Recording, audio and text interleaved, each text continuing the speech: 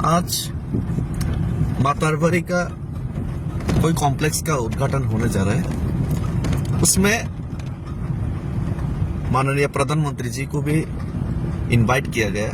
अच्छा बात है, लेकिन ये जो 500 साल से ज्यादा पुराना ये जो मंदिर आमाहा कचार यानी कि त्रिपुरेश्वरी मंदिर, जिन राजाओं का वंशजों ने ये बनवाया था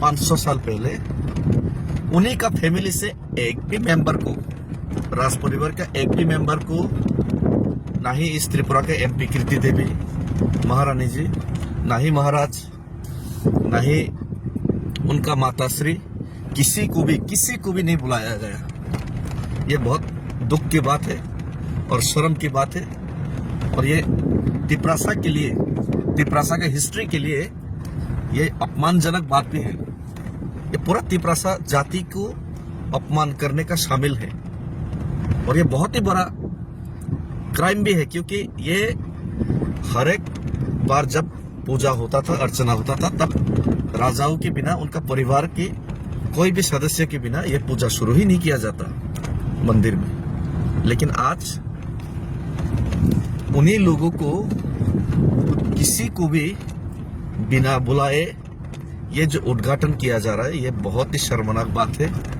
और इसमें कोई पॉलिटिक्स नहीं होना चाहिए था। ठीक है, महाराष्ट्र खुल के तिपरासा के लिए बात करते, खुल के इलीगल माइग्रेंट्स बांग्लादेशियों के खिलाफ उन्होंने आवाज उठाए, हिंदुस्तान के पक्ष में, भारत का पक्ष में, भारतीय का पक्ष में, और त्रिपुरा का इंडिजिनस लोगों के पक्ष में उन्होंने हर एक बार